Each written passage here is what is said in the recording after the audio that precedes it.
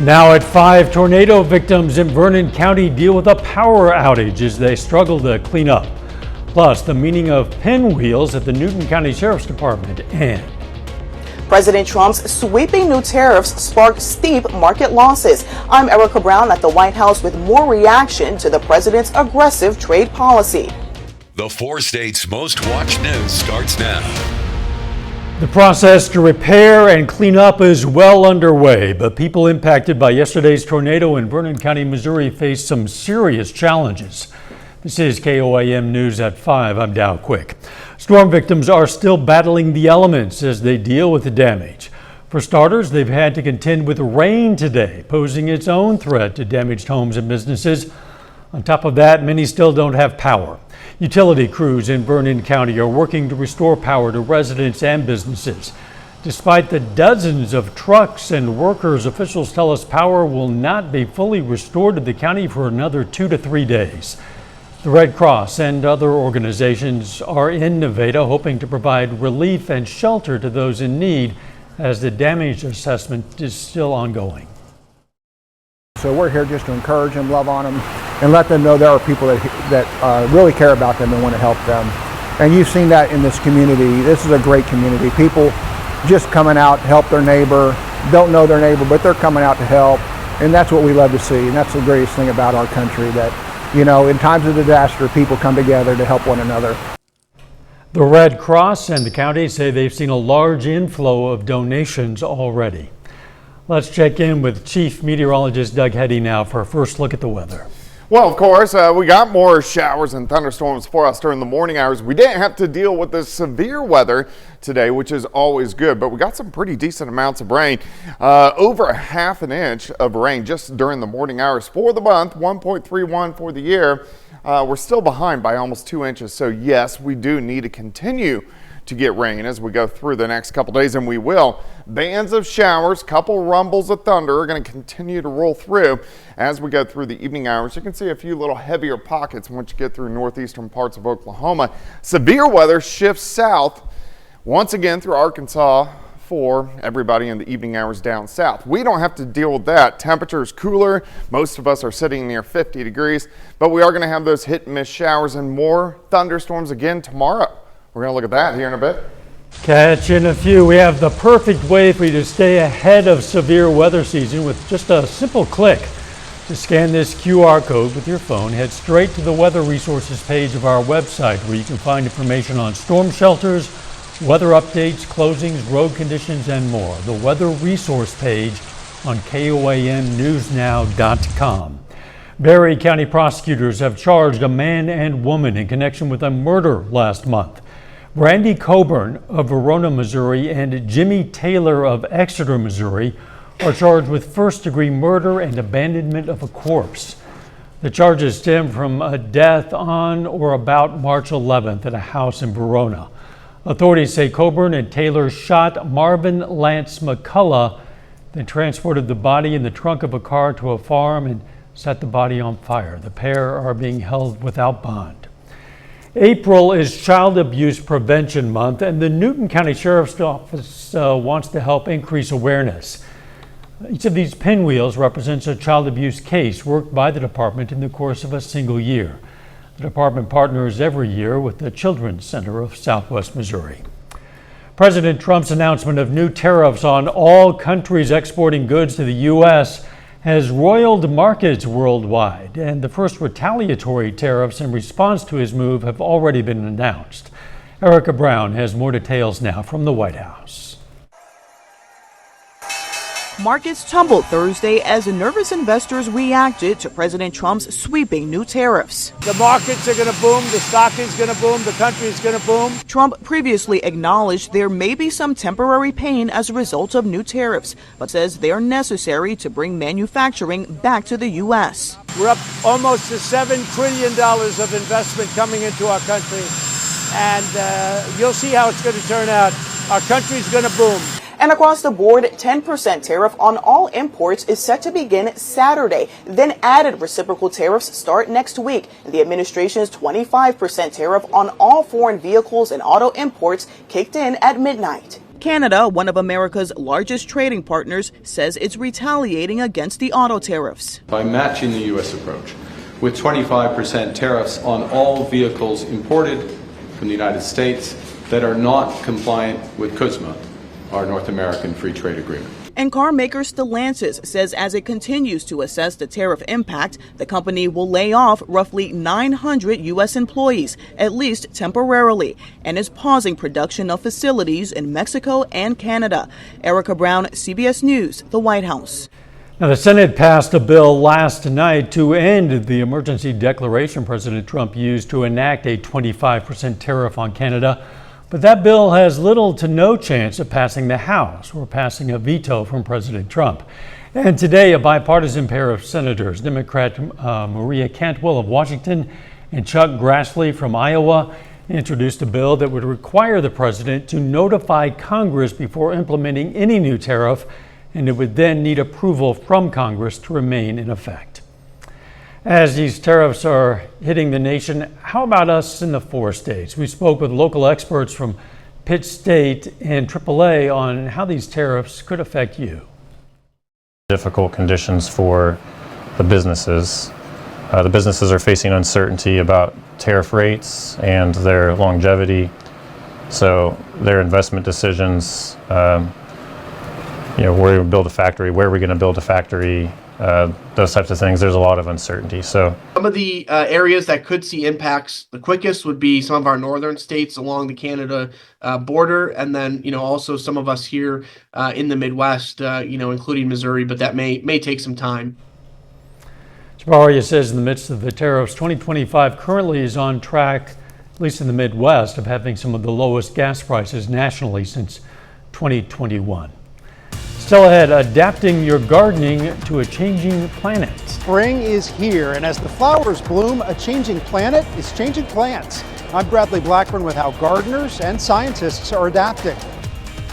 But up first, the remarkable story of a tiny Quint and the baby's journey home. That's next in Health Watch.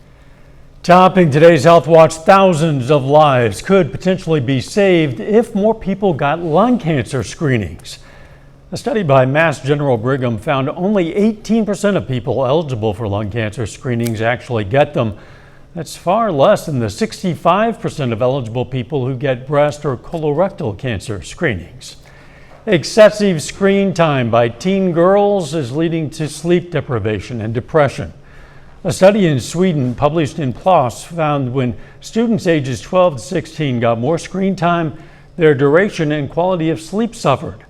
Both boys and girls had disrupted sleep, but girls in particular saw greater problems with depression linked to their phone and tablet use. The birth of quintuplets is already a rare event. Now imagine the smallest of the 5 weighing just 8 ounces. One baby boy got to go home just in time for his first birthday. Ubal Ali shares his story of resilience and care. Hi, Bilal. Are you going home today? When you look at Bilal, you see a baby with an oxygen mask. Are your brothers and sisters coming today? What you don't see is his struggle to survive. To truly understand the miracle of Bilal, we have to go back in time to a year ago. It's an extraordinarily rare phenomenon. The quintuplets, born at 23 weeks, was more than just rare. It made their survival unlikely. The biggest weighing in at just a pound, the tiniest, Bilal, at 8 ounces. Second smallest baby in the world, described in this tiniest baby registry. For the team at Children's Minnesota, Bilal's case was historic. Dr. Thomas George, the medical director of neonatology, says the odds of all 5 surviving was around 10%. The kids overcame extraordinary odds. You can see in these photos just how tiny he was, hooked up to machines in the NICU. I didn't think he was going to make it. We were living by the hour, and by the grace of God, he is here. For years, Hawa Muhammad dreamed of being a mother. I was always hopeful I'd be a mom. God finally gave me 5. Her miracle babies now finally all together under one roof. Hi. As she takes the last baby home exactly a year to the day after she welcomed them into the world. Thank you. Uba Ali, CBS News, Minneapolis. These are the first quintuplets cared for by the neonatal team at Children's Minnesota in more than a decade. And that is a look at today's health news. A little bit later, a change in egg prices. We're going to look at the trend. Plus, we have more showers and thunderstorms on the forecast. We're going to look at that coming up. Well, of course, another wet one for us today, but we didn't have to deal with the severe weather, which is great news, but still showers and thunderstorms across the region. And we got plenty more days of that to come as we go into the weekend. Nice shot, Indigo Sky Casino and Resort. The more persistent, heavier showers and thunderstorms we had earlier today, those are gone, but we are still going to get occasional showers sticking around as we go through the evening hours. Look at our rain total. So this is over the past 36 hours. So where you start to see the oranges popping up, we're talking about 4 inches of rain. So there are some pockets of 4 to 5 inches across the region. On average, most of us have picked up 1 to 2 inches of rain. We got more coming toward us over the next few days. So out there right now, we still have some pockets of showers, a rumble or two of thunder, not a big deal. And these are going to continue to kind of work through over the next few hours. And then we kind of go into a lull later on tonight, mainly just cloudy skies, random shower, but not much in the way of action due to thunderstorms for us tonight. The big boys, they're down south. Little Rock, Central Arkansas, down into southern Arkansas, that's where the big severe weather is going to stay as we go through the evening hours. Next wave is building back across parts of New Mexico. This is going to eject out and give us another round of showers and thunderstorms as we go into your Friday. Temperatures kind of cool. Most of us kind of hovering 50 to about 52 degrees. And it looks like through the evening hours, we hold fairly steady near 50. Again, a couple random showers, not that big of a deal. Let's go down the road though, because we got more showers and thunderstorms working in. Here we go. Tomorrow morning, 6 a.m. Showers, thunderstorms, pushing through. This is going to be very similar to what we saw this morning. So it could be loud, some stronger storms, especially along and south of that I-44 corridor. This batch kind of works through by the noon hour, and then additional thunderstorms pop up mid-afternoon. Now these guys could be a little bit stronger, maybe low-grade severe, let's say from McDonald County, Benton County, Berry County. Everybody else, just showers and thunderstorms, but again, another big severe weather outbreak down through parts of Arkansas. You can see these storms pushing east, so we'll have showers and thunderstorms in the evening hour, and then we start to clear out as we go towards Saturday, Friday night into Saturday morning. Then again, here we go, another big band, showers, thunderstorms pushing through Saturday morning, then exiting as we get into Saturday afternoon. So numerous rounds. And then check this out, because I know you guys want to definitely know about this, because there's been some rumors flying. Saturday night, we could go to a rain-snow mix. It could switch all over to snow, but temperatures are going to be above freezing, so it doesn't look like it would be a big deal with accumulations, but something I want to keep my eyes on. Additional rainfall amounts, a lot of areas still picking up over the next 3 days, anywhere from 1 to 4 inches of rain. So there could be a little bit of flash flooding south of I-44. I think everybody else, that rain will mainly kind of soak in. 57 tomorrow, thunderstorms. 55 Saturday again. Maybe a little rain snow mix Saturday night. Wow. That would be the last one. For this season? Yes. The last snow? Yes. We'll see. Thanks, Doug. Former NASA rocket scientist Aisha Bowe is gearing up for a special mission to the boundary of space. The aerospace engineer is part of the historic all-female crew blasting off on a Blue Origin rocket April 14th, soaring alongside Gail King. Bowe will become the first person of Bahamian heritage to travel to space. With the mission just 11 days away, she shared her thoughts on the special mission on CBS Mornings. I know that this and what we do matters. People are going to see you. It's going to be like 10, 15 years from now, and they're going to go, Gail, I did it because I saw you. I did it because I saw all of you reach for the sky, and I knew I could too. Pop superstar Katy Perry, philanthropist Lauren Sanchez, civil rights activist Amanda Nguyen, and film producer Carrie Flynn are also part of that Blue Origin crew. CBS News will have special coverage the morning of the launch.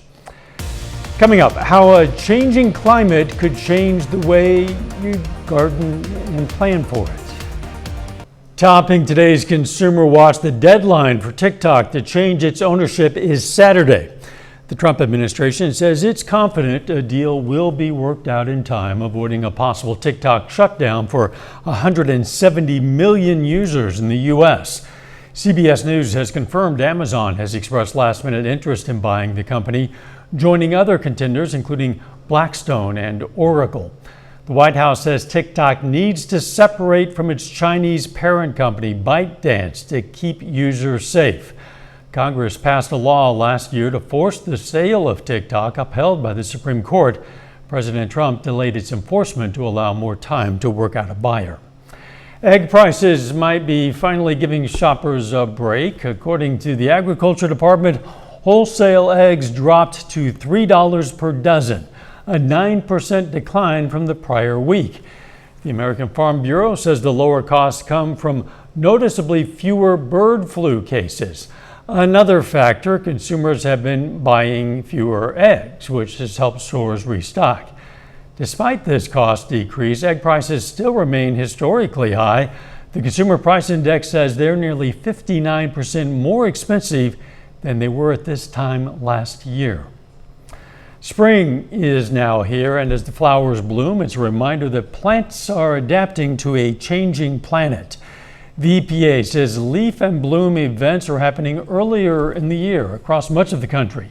Bradley Blackburn has more on how plants and gardeners are adapting. The Philadelphia Flower Show has displayed the wonders of Mother Nature for nearly 200 years. With Blue Ribbon Awards for plants in every size, shape, and color, it's the largest and oldest flower show in the world. And this year, the massive displays imagine gardens of the future that will be shaped by a warming planet. Gardeners observe how the environment changes almost before anybody else. With warmer global temperatures, the growing season is getting longer by more than 2 weeks compared to the early 20th century. But it's not necessarily good for plants. Really overwhelming for most species to try to adapt to and keep up with. Eve Bowery with the New York Botanical Garden says it's already fueling harmful invasive plants. We're starting to see with climate change more of a turnover from native diverse ecosystems to sort of monocultures of invasive species. One recent report found 45% of the world's flowering plants are at risk of extinction. But home gardeners can help by planting native species and protecting them. Gardening, I think of as a superpower that lets you actually shape the environment. We talk about the idea of choosing your plants with intention and thinking about your garden as part of an ecosystem. Science has a role too. Students at the University of Delaware showing how plants can go from lab to trial garden. Seeing what works best where. To test what will survive in new conditions. With this kind of testing, you can adapt and change plants to be more humid and more heat tolerant. Generations who may help generate plants that will grow into the future. According to some estimates, 100,000 plant species might still be undiscovered, and the vast majority are likely threatened with extinction. A final check of the forecast up next. Up next on the CBS Evening News, the trade war has some investors seeing red as businesses try to figure out how to navigate the new rules of global trade. Then on KOAM News at 6, a deeper dive into how the tariffs could impact four-staters. Plus, the morning rains lead to some hydroplaning crashes in Joplin, and Riverton High School makes a big mark at the state finals for powerlifting. Stay with us for the CBS Evening News and then KOAM News at 6. A lot of the areas really had plenty of rain already, but it's not over yet. No, we got really 3 more days of some kind of moisture across the region. Thunderstorms tomorrow, heavy amounts of rain in the morning, and then again in the evening, and then kind of a soaking rain on Sunday, and then rain-snow mix Saturday night. But it won't amount to much. He hesitates. That's not good. We will watch it. Thanks for joining us.